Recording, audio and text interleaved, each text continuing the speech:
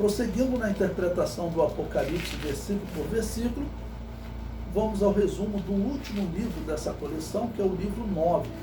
É um estudo de Apocalipse, capítulo 20. Bom, ele começa, com o título Satanás é amarrado por 1000 anos, os fiéis reinam com Cristo. Então João, ele vê um anjo descer com a chave do abismo que prende o dragão por 1000 anos, ok? E depois eu coloco a visão judaica sobre o milênio. Por quê? Porque diversos rabinos falaram sobre o tempo do milênio do reino de Deus. Ninguém olhou para a profecia de Daniel no capítulo 2, quando ele vê aquela estátua e vê a pedra cair sobre os pés da estátua e diz que esse é um reino eterno. Então ele começa durando 1000 anos aqui na terra e se estende pela eternidade, ok? E eu cito aí também um homem chamado Maimônides, que ele é um destaque na história dos judeus. Ele diz que o reinado dos reis da casa de Davi dura para sempre, tudo bem, mas ele diz que é aqui na terra. Ele diz: seus filhos depois dele reinarão um após o outro, ou seja, o Messias seria um homem comum que morre e seus filhos vão reinar depois dele. Depois eu comento a visão protestante sobre o milênio, que é uma visão católica. Para os protestantes, na verdade, nós já estamos vivendo o milênio, isso é uma vergonha para eles. O protestante Hernan Dias Lopes, ele comenta sobre esse tema até meio sem graça, porque para ele Satanás já está preso há um tempão e o reino de Deus está sendo implantado na terra. Calvino acreditava nisso, Agostinho de Hipona acreditava nisso, e eles têm que acreditar em Agostinho de Hipona, aquele falso profeta, que implantou o culto aos mortos na Igreja Católica. É um absurdo. Hoje esse homem é chamado de santo na Assembleia de Deus. A igreja está caminhando para um estado de engano total, Então, para eles não vai existir, para eles já estão vivendo milênio, Satanás já está preso. Como assim, se o mundo está indo de mal a pior?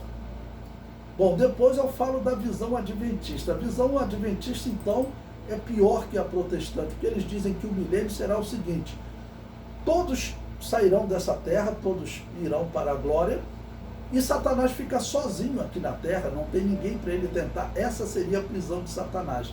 É absurdo, ok? Agora, aí, certa vez eu ouvi, ainda jovem, tinha um vizinho que era adventista do sétimo dia, e ele me falou isso. Eu estava vindo da igreja, ele puxou o assunto, aí eu perguntei para ele, eu falei: mas como? No final do milênio, Satanás engana as nações, então Satanás vai lá na Nova Jerusalém enganar os salvos que estão lá? Que coisa estranha.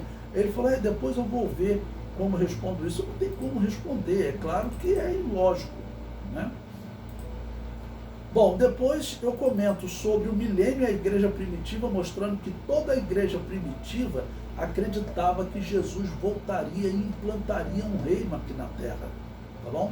Então, o dispensacionalismo, a Igreja Assembleia de Deus, o pentecostalismo, ele segue a doutrina da igreja primitiva, assim como a igreja primitiva defendia o livre-arbítrio. Se você estuda no mundo antigo, todas as religiões pagãs defendiam essa predestinação ou determinismo dos deuses. Eles acreditavam que os deuses determinavam todas as coisas, o dia do nascimento, o dia da morte. Os deuses determinavam a vitória ou a derrota na guerra. Por que o Império Romano perseguia os cristãos? Porque os sacerdotes pagãos diziam que perderam uma guerra, ou Apolo não está respondendo mais porque os cristãos dizem que ele não existe. Então os imperadores, isso começou com Domiciano, no ano 89, os imperadores falaram para o sacerdote de Apolo: não, então todos os cristãos terão que adorar, ou então vão matá-los, porque eles acreditavam que Apolo determinava, predestinava, tá bom? Todos os povos pagãos acreditavam nisso. Só havia um povo que acreditava no livre-arbítrio, os judeus. E se você pergunta aos judeus por que eles acreditam no livre-arbítrio, eles dizem: porque Deus falou para Moisés: olha, coloco diante de ti a vida e a morte, escolha. E aqui eu falo do termo hebraico para escolha, que significa direito de decisão ou livre-arbítrio. Só no mundo antigo, só os judeus acreditavam em livre-arbítrio. Os pagãos acreditavam em predestinação. Aí o que nós vemos agora, entrando nas Assembleias de Deus? Essa doutrina pagã. Bom, depois eu falo 1000 anos sobre a tentação do dragão. Como será essa vida em que os homens estarão aqui na terra, em seus corpos normais, como nós vivemos hoje, mas a igreja estará em corpos incorruptíveis, tá? Ok? Depois eu falo das nações durante o milênio, como a profecia diz que eles vão se converter. Zacarias vê as nações que lutaram na batalha do Armagedon virem durante o milênio adorar a Jesus Cristo, ok? Então, não é uma visão maravilhosa. Durante o milênio não tem essa de não ter pessoas aqui na Terra, ok? Depois eu falo também dos animais durante o milênio, porque a Bíblia diz que haverá paz entre os animais. O leão e o cordeiro deitarão juntos, ok? Depois, capítulo 20.3.4, eu falo a mudança em Israel no milênio, porque Israel também mudará. Hoje, infelizmente, Israel não é um exemplo, ok? Os israelitas, eles se tornaram os mercadores do mundo. Os israelitas, eles são os donos do mercado financeiro, foram eles que criaram o mercado financeiro. Mas, durante o milênio, Israel, ele será um modelo espiritual. Bom, e aqui, usando profecias, principalmente de Ezequiel, que vê a conversão deles, depois vê eles nadando no rio, né, simbolizando eles espiritualmente envoltos naquele rio, tá bom? Depois eu falo da cidade de Jerusalém durante o milênio. Por quê? Ela será a capital do mundo, porque ela será a cidade do grande rei, né? Existe um intérprete que eu até durante o curso eu sempre elogiei ele tem bons comentários, mas ele diz que a Babilônia apocalíptica é Jerusalém, porque Jerusalém é chamada de prostituta pelos profetas e a Babilônia apocalíptica também. É uma coincidência, mas ele tem que olhar que o mesmo profeta que chama ela de prostituta, ele anuncia um futuro glorioso para Jerusalém, enquanto o Apocalipse, ele anuncia a destruição da Babilônia apocalíptica, ok? Depois eu falo sobre o julgamento no início do milênio. Por quê? Porque João vê Jesus e a igreja sentar-se em trono. Veja, eu coloquei em Apocalipse 20, versículo 4. E vi tronos, e assentaram-se sobre eles aqueles a quem foi dado o poder de julgar. Isso é o início do milênio. Jesus e a igreja. Ele vê mais, além da igreja sentada em trono, ele diz: e vi as almas daqueles que foram degolados pelo testemunho de Jesus e pela palavra de Deus, e que não adoraram a besta, ou seja, morreram durante a grande tribulação, nem a sua imagem, e não receberam o sinal na testa nem na mão, e viveram e reinaram com Cristo 1000 anos. Então esse é um julgamento no início do milênio, para determinar que as nações sejam submissas a Israel, o vencedor da guerra, e a Jesus, claro, o grande rei. Então depois eu comento como Israel como um novo convertido nesse período, ok? Israel terá que ser instruído, e a igreja, nós estaremos instruindo Israel nesse momento. Israel estará instruindo as nações, mas a igreja, ela poderá se tornar visível e falar e ensinar Israel, assim como Jesus fez quando ele já estava no corpo incorruptível. Então eu digo que a igreja reinará em corpos incorruptíveis. As almas dos que foram degolados são os que morreram durante a grande tribulação. E depois eu falo da conversão das nações durante o milênio. Por quê? Aqui, baseado em Isaías 9, ele diz que o conhecimento do Senhor encherá a terra. Mas, prosseguindo nesse nono e último livro, né, o Apocalipse diz que por fim Satanás é solto, depois vencido para sempre, né? Bom, então ele é solto no final do milênio. Eu falo por quê? Bom, Deus, ele sempre deu livre-arbítrio às suas criaturas.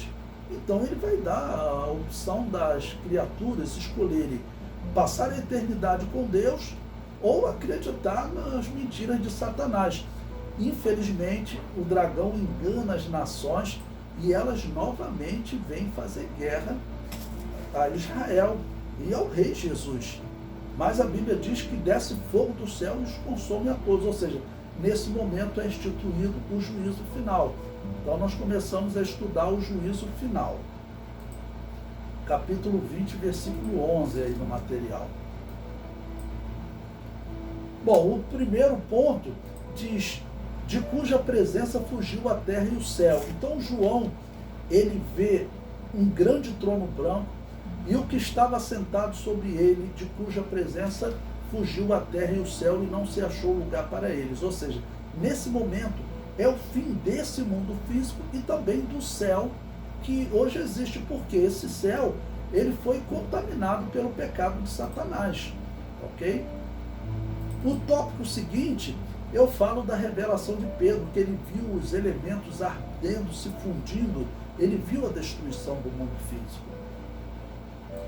E depois eu comento sobre os mortos que eles ressuscitam para comparecerem diante do trono. Eu digo que esses mortos são os ímpios de todos os tempos, desde Caim, considerando que ele tenha sido o último ímpio a morrer, ok? E aqueles que morreram também durante o milênio, porque durante o milênio vai haver morte. Os israelitas morrerão, outros que se converterem a Jesus morrerão. Eles aparecerão no juízo final como ovelhas, por isso que eu falo ali do juízo dos bodes e das ovelhas. E os ímpios de todos os tempos são os bodes, ok? Lembre-se, nós não somos ovelhas, nós estaremos assentados em trono julgando. Esses que serão julgados aqui, que aparecerão como ovelhas, são os salvos do milênio, porque os salvos arrebatados e que ressuscitaram naquele texto que nós lemos de Apocalipse 20, versículo 4, eles aparecem no juízo final julgando, tá bom? Depois, João vê a morte e o Hades sendo destruídos, tá bom? E João vê um novo céu e uma nova terra. E aqui eu comento com vocês por que não será essa mesma terra, por que tem que ser uma nova terra. Eu comento que o Apocalipse deixa claro que essa nova terra, porque nela não existe mar, quem vive lá são corpos espirituais, a igreja, tá bom? Ele diz que não haverá mais fome, não haverá mais sede, então qual a necessidade dessa terra? Essa terra ela desapareceu quando Jesus se manifestou no juízo final. Então essa é uma nova terra, é uma terra espiritual. O apóstolo Paulo descreve essa terra como algo que o olho não viu, o ouvido não ouviu, não subiu ao coração do homem. Ou seja, é um mundo espiritual. Mas muitos defendem que seja essa mesma terra. Tá bom? E o novo céu também, porque esse céu que hoje existe, infelizmente, foi contaminado por Satanás. E nos dias de Jó ele ainda podia subir lá.